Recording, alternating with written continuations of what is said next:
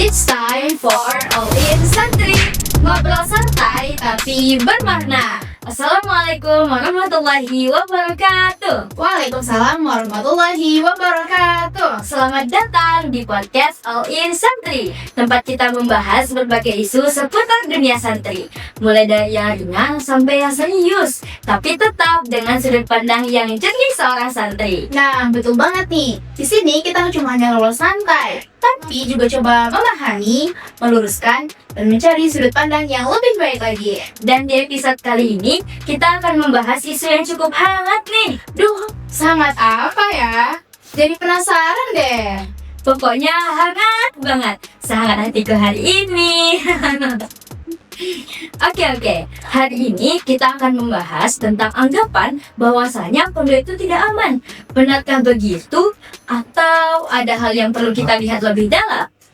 Yuk kita kupas bareng, santai tapi bermakna. Hari ini kita akan membahas isu tentang anggapan bahwasanya pondok itu tidak aman karena adanya kasus kekerasan dan pelecehan di dalamnya.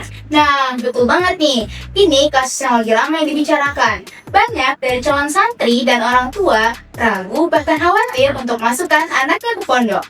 Tapi pertanyaannya, apakah semua pondok seperti itu? Dan kita nih ya sebagai santri masih aman kok selama 5 tahun di Al-Kausar. Nah, ini nih yang perlu diluruskan. Kasus kekerasan seperti itu memang ada dan tidak boleh ditutup-tutupi.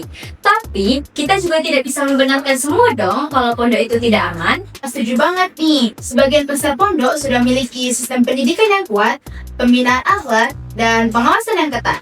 Bahkan banyak nih dari alumni-alumni santri yang tumbuh menjadi orang yang besar dan orang yang berguna bagi negara kita. Betul atau benar nih? Nah, betul banget dong. Tapi tetap kita tidak boleh menutup mata. Kalau ada kasus kekerasan seperti itu, harus ditindak dengan tegas. Transparansi itu penting loh untuk menjaga kepercayaan masyarakat. Sebetulnya kan kita sudah tahu kalau kasus kekerasan seperti itu tidak hanya terjadi di pondok. Kalau dilihat dari persentasenya, mungkin hanya beberapa yang terjadi di pondok. Tapi karena pondok itu lebih dipandang agamanya, makanya kelihatan sekali dan cepat viralnya. Setuju banget nih. Dan sekarang kembali lagi bahwa semua peran itu sangat penting.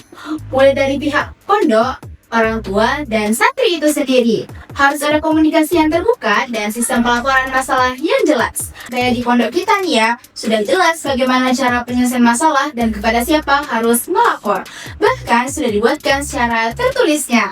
Jadi ini bukan soal pondoknya yang tidak aman, tapi bagaimana pengawasan dan kepedulian di dalamnya berjalan, iya kan? Dan orang tua juga harus selektif. Cari tahu di lokasi pondok, bagaimana keadaan lingkungan dalamnya, dan bagaimana sistem penyelesaian masalah di dalamnya. Intinya, jangan karena satu atau dua kasus, kita langsung menghakimi semuanya. Tapi tetap, kita tidak boleh lengah, karena kenyamanan dan keamanan santri tetap jadi nomor satu. Karena pada akhirnya, pondok itu tempat membina akhlak dan menuntut ilmu.